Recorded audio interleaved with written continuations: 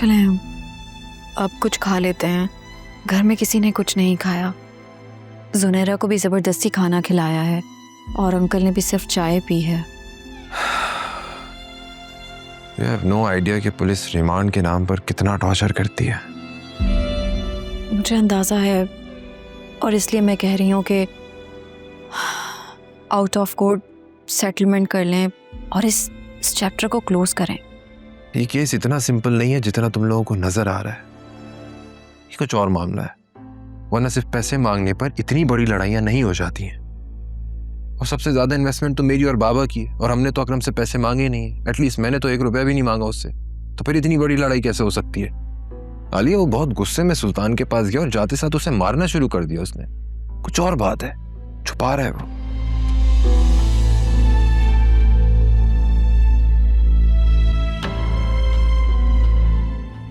तुम किन सोचों में गुम हो गई है?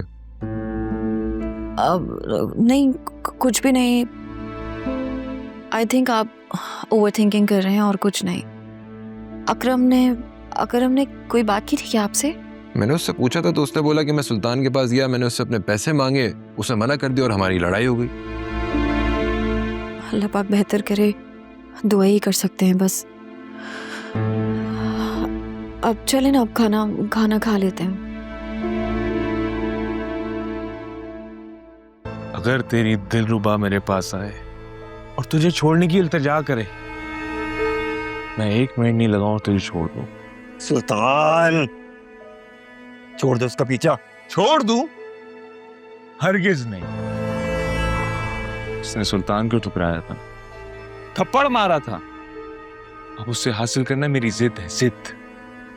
तू देखना, वो खुद चलकर मेरे पास आएगी। वो कभी नहीं आएगी। अबे भाई, तो उठवा देंगे। तुझे अगर मेरे पैसे नहीं लौटाने ना तो मत लौटा, लेकिन फिजा को छोड़ दे। अरे जानी, तुझे क्या लगता है ये सारा चक्कर उसको छोड़ने के लिए किया था मैंने? सुल्तान, मैं तुझे छोड़ूंगा नहीं। तूने आज तक सिर्फ सुल्तान का प्यार देखा था, उसका गजब नहीं।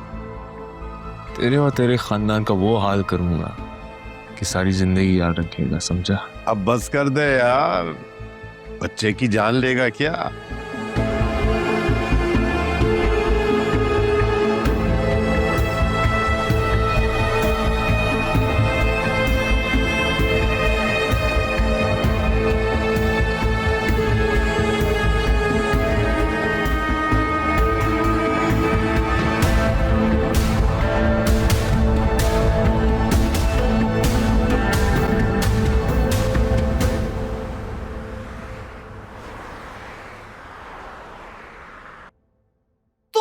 तो कहा था कि उसे कल ले आओगे, तुम तो आज भी नहीं लाए। कब आएगा वो? पता नहीं किस साल में होगा मेरा बच्चा। मम्मी, पुलिस ने अदालत से रिमांड तलब कर लिया उसका। पुलिस हमें उससे मिलने भी नहीं दे रही है। और वो सुल्तान, उसका ऑफिस भी बंद है, पेडल कोड भी बेच दिया उसने किसी और को। बेच दिया? ऐसा कैसे हो सकता है? अरे वो तो मेरे बच्चे के पैसों से बना था ना। दिन रात एक करके इतनी मेहनत से बनाया था उसने। और वो तो सिर्फ बिजनेस पार्टनर था, वो भला कैसे बेच सकता है? मुझे क्या पता मम्मी, मैं क्या कर सकता हूँ इसमें? अकरम भी तो बेवकूफ इंसान है 1 नंबर का। कोई किसी किस्म का लीगल कॉन्ट्रैक्ट नहीं साइन किया उसने सुल्तान के साथ। खुदा गौरत करे उस सुल्तान को, कीड़े पड़े उसे। उसने हमें धोखा दिया है, हमारा दिल दुखाया है। मेरे तो सामने आया तो मैं तो खून भी जाऊंगी उसका। मम्मी प्लीज, आप रोना बंद करें। आप क्यों परेशान हो रही? इतनी मुश्किलों से आपकी तबीयत ठीक हुई है, अभी फिर बीमार हो जाएंगी। फायदा? हौसला रखें, दुआ करें बस कि अल्लाह ताला कोई हल निकाल दे। तुम्हारे बाबा के एक दोस्त थे ना पुलिस में, उनसे रब्ता करो ना, उनसे कहो जितने पैसे मांगेंगे हम दे देंगे।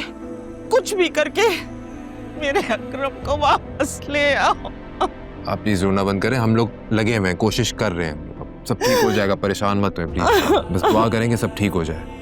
रोना बंद करें।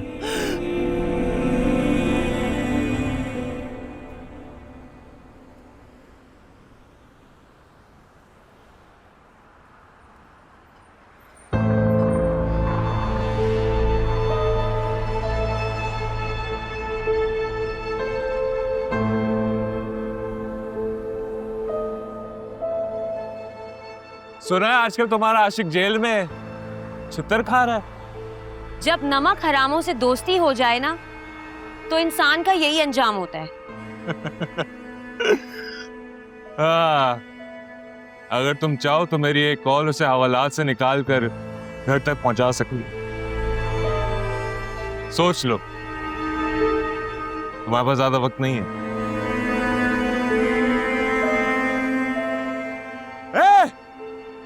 कहीं ऐसा ना हो कि आने वाले दिनों में अकरम खुद को फंदा लगाकर लटक जाए।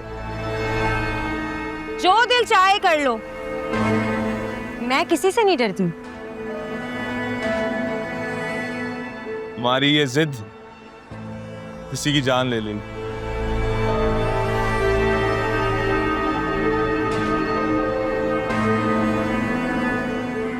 है बड़ी बखरी यार।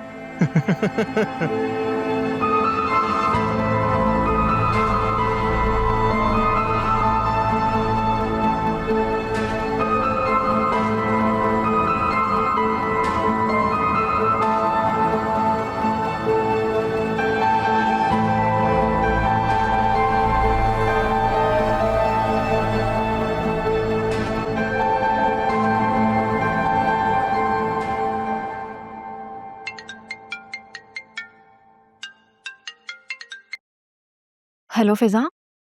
आलिया, सुल्तान आज मुझे हॉस्पिटल के बाहर मिला था। क्या उसने कुछ उल्टा सीधा तो नहीं कहा तुमसे? मुझे धमकियां दे रहा था कि अगर मैंने उसकी बात ना मानी ना, तो वो अकरम को पुलिस कस्टडी में मरवा देगा।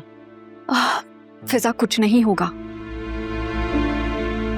वो घटिया आदमी है और वो सिर्फ अपना घटियापना दिखा रहा है, और कानून इतना अंधा नहीं है कि वो कुछ भी करता फिरे। आलिया, मुझे बहुत डर लग रहा है, प्लीज कुछ करो। फिजा, पासे और अंकल अपने रेफरेंसेस यूज कर रहे हैं, इंशाल्लाह जल्द कुछ हो जाएगा।